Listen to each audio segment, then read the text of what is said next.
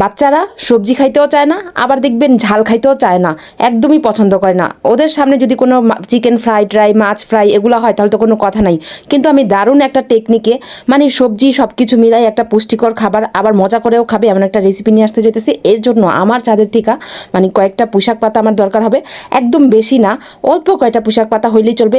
যদি পুঁইশাক পাতা না থাকে আর পাশে যদি পালং শাক বা যে কোনো শাক থাকে, যেমন কলমি শাক, মানে যে কোনো শাক থাকলেই হইলো। তো পাটের শাক বাদে, পাটের শাক যেহেতু একটু হালকা তিতা তিতা লাগে তো ওইটা বাদে, তো যে কোনো শাক হইলেই চলবে, খুব ভাল লাগে। আর আমার যেহেতু গাছের টাটকায়, এই টাটকা জিনিস দিয়েই আমি টাটকা একটা রেসিপি। আর এটা কিন্তু শুধু ভাতের সাথে না, মানে এমনিতেও অনেক মজা করে খাওয়া যায়। আর ছাদ থেকে টাটকা জিনিস বলে কথা, ছাদে টুকটাক আমি সবজি চাষ করি, খুব ভালো লাগে। তো আপনাদের কাছে অনুরোধ, যদি ভালো লাগে আমার চ্যানেলে একটি সাবস্ক্রাইব করে দিবেন। আমার অনেক মজার মজার রেসিপি আছে, এই যে ছাদ বাগানের সাথে সাথে আমি কিন্তু রেসিপির ভিডিও দিই, আর অনেক অনেক মজার ভর্তার ভিডিও আছে, চলে দেখে আসতে পারেন। একটা সাবস্ক্রাইব করে দিবেন, আপনাদের কাছে অনুরোধ।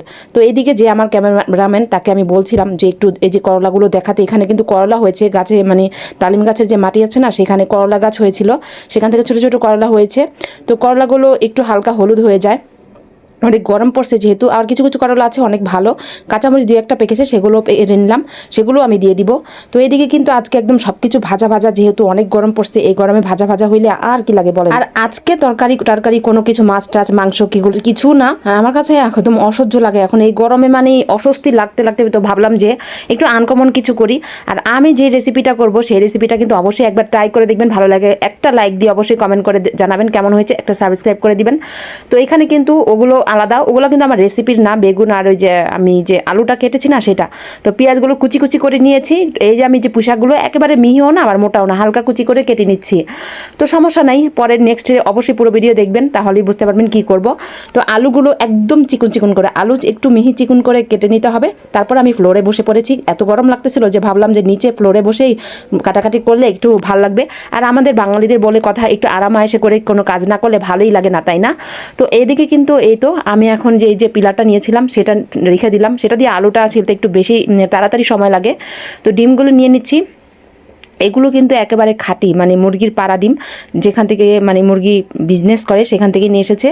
তো এইগুলো ডিমগুলো এখন ভেঙে নিয়েছি, 4টা নিয়েছি, আপনারা চাইলে মানে 5টা 6টা 7টা মানে ইচ্ছা, মানে যত বড় চান তত। তো আমি 4টা নিয়েছি, আমাদের পরিবারের মানে যতটুকু লাগে ততটুকু অনুযায়ী। আর এগুলো কিন্তু শুধু ভাতের সাথে না, মানে এমনিও অনেক ভালো লাগে। তো যাই হোক, এদিকে কিন্তু হলুদ মরিচ আর লবণ পরিমাণ মতো এই যে দুইটাতেই দিয়ে দিলাম, ডিমেও দিয়ে দিলাম, আবার এটা তো যে কুচি করে নিয়েছি সেগুলো সবজিগুলো, এগুলো আর সবজি কিন্তু আপনারা চাইলে যে ফুলকপি গাজর এগুলোও দিতে পারেন, কিন্তু এখন শীতের সিজন, এগুলো শীতের সিজন না, এগুলো পাওয়া যায় না। হালকা স্বাদ ম্যাজিক মশলা হালকা দিব, একদম হালকা, পুরো একটা প্যাকেট দিব না, 5 টাকাতে ম্যাজিক স্বাদ মশলা আছে না, এই একটা উপকরণে কিন্তু অনেক বেশি মজা লাগবে। আর একদম হালকা দিব, বেশি না। আর অর্ধেক আমি রেখে দিয়েছি, একটু ডিমে দিয়েছি, একটু সবজিতে দিয়েছি, তারপর ডিমগুলো ভালো করে ফেটে নিচ্ছি। আপনারা নিশ্চয়ই বুঝতে পেরেছেন রেসিপিটা দুর্দান্ত হবে। রেসিপিটা হ্যাঁ আসলেই সত্যি অনেক দুর্দান্ত, অনেক বেশি মজা। আমার মানে আমি যখন এটা বানাচ্ছিলাম তখন মন চাইছিল এমনি আমি খেয়ে ফেলি, এত বেশি গ্রান সুন্দর একটা মানে অন্যরকম ভালো লাগতেছিল। তারপরে এই যে এগুলো সবজিগুলো হাত দিয়ে ভালো করে চটকাতে হবে, মানে অনেকক্ষণ চটকিয়ে নিতে হবে, অনেকক্ষণ বলতে আর কি যতক্ষণ এটা হালকা হালকা নরম না হয়ে আসবে।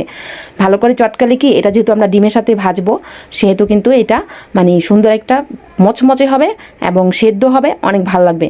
তারপর লাকড়িগুলো ধরালাম, লাকড়িগুলো ধরানোর জন্য সব কিছু রেডি করছি। এই জিনিসটাই একটা ভেজাল, মানে কি বলবো, এই দেখেন রোদ চলে গেছে এখান থেকে, একটু আগেও কিন্তু রোদ ছিল, কড়া রোদ ছিল।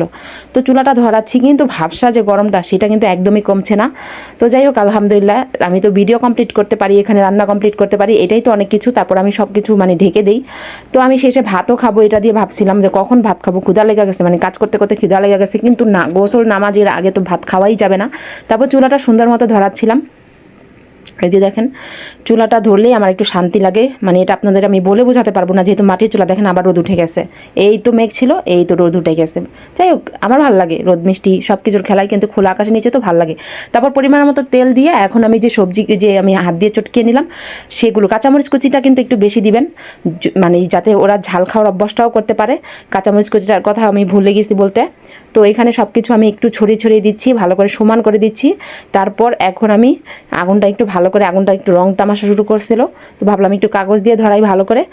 তারপরে এখন আমি ডিমটা দিয়ে দেবো সুন্দর করে চারিদিক থেকে একদম সমান করে, মানে এক পাশ যে বেশি দিব এক পাশ কম এমন না, আস্তে আস্তে করে চারপাশ ঘুরায় ঘুরায় দিতেছি। খুব ভালো লাগতেছিল, মানে এটা দেখতেও একটা সুন্দর লাগতেছিল। জানি না আপনাদের কাছে কেমন লেগেছে। যদি আপনাদের কাছে ভালো লাগে একটা সাবস্ক্রাইব করে দিবেন আমার চ্যানেলটিতে। আবারও অনুরোধ করলাম, অনেক কষ্ট করে একটা ভিডিও বানাই। তারপর এই তো মানে অপেক্ষা করছি কখন হবে। এটা হতে একটু সময় লাগবে, কারণ নিচ দিয়ে ভালো করে হতে হবে আর এবং সবজিগুলো সিদ্ধ হতে হবে, তাহলে কিন্তু ভালো লাগবে। একটু মচমচে হবে, এটা কিন্তু মচমচে হলে অনেক বেশি মজা। আর আমি অনেক বড় বানিয়ে ফেলেছি, যে ফ্রাই প্যানটা ছোটো দেখাচ্ছে আসলে এটা অনেক বড়। তাই আমার না ডিম উল্টাতে একটু বেশি ভয় লাগে। আমি ডিম উল্টাতে গেলেই ঠাস করে ভেঙে দিই। অনেক কাছে খুব সুন্দর করে উঠে ফেলে, আমাদের বাসার সবাই এরকম খুব সুন্দর করে উঠে ফেলে, কিন্তু আমার হাতে না ডিমটা ভেঙে যায়। তো এটাও সেম অবস্থা হবে কিনা জানি না, তো অবশ্যই পুরো ভিডিওতে পাশে থাকবেন। তারপরেই তো এটা হতে থাকুক। তো আমি এদিকে টুকটাক আবার আমার অন্য কাজও করতেছিলাম। এটা হইতে হইতে চুলাটা সুন্দর মতো ধরছে, লাকড়িগুলো সুন্দর মতো ধরলে আমার নিজের কাছেও শান্তি লাগে। মাটির চুলা যারা রান্না করেন তারাই জানেন যে লাকড়ি ধরিয়ে দিয়ে এদিক সেদিক আরও টুকটাক কিছু কাজ করা যায়। আর আমাদের গ্যাসের চুলাও আছে, আমি কিন্তু ঢাকা থেকে এই মাটির চুলার রান্নার ভিডিও করি। তো আপনাদের কাছে কেমন লাগে। তো এটা হতে হতে ভাবলাম ছাদে যাই। ছাদে কিছু বিলম্ব হয়েছে আমাদের কাছে আলহামদুলিল্লাহ। এই যেটা আম গাছের নিচে বিলম্বগুলা মানে খুব টক, খুব রসালো, আবার মানে অনেকটা কামরাঙ্গা আছে না, কামরাঙ্গার মতো ভর্তা বানালেও ভালো লাগে, আবার এমনি লবণ দিয়েও ভালো লাগে, আবার এমনি কামড় দিয়ে খাইতো মানে আমার এখন তো জিভা পানি চলে এসেছে। তো এইগুলা কে কে চিনে নেই ফলগুলা, খুব ভালো লাগে এই ফলগুলা। যে টক তরকারি রান্না করে না, টক তরকারিতে দিলেও অনেক বেশি ভালো লাগে। আবার আপনারা মানে টমেটো টক তরকারি বা যে কোনো টক তরকারিতে দিলে অনেক বেশি স্বাদ লাগে। বা ছোটো মাছে আমরা কাচকি মাছ বা ছোটো ছোটো মাছগুলো টক দিয়ে রান্না করলেও খুব ভালো লাগে, এটা দিলে অনেক স্বাদ লাগে। তারপরে এই তো আমরা ভাবলাম যে 3টা পেরেছি, আরও আছে, ওগুলো বিচি নিব। তো বিচির জন্য অপেক্ষা করছিলাম একটু বড় হওয়ার জন্য। তো এইদিকে কিন্তু এই তো চলে আসছি, আবার হয়ে গেছে, দৌড় দিয়ে আবার চলে আসছি, কারণ এটা তো যেহেতু ডিমের আবার পুড়ে যেতে পারে। আবার আমরা যে কজন মানুষ আমাদের পরিবারে সে কয়টা ভাগ করে দিলাম।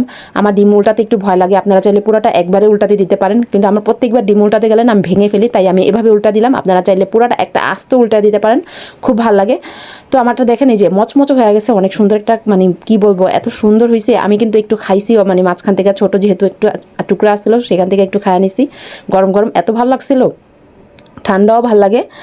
তারপর ভাবতেছিলাম কখন ভাত খাবো, এত খিদা লেগে গেছে, মানে এটা দেখা আরও বেশি খিদার পরিমাণ আমার বাইরে গেছে।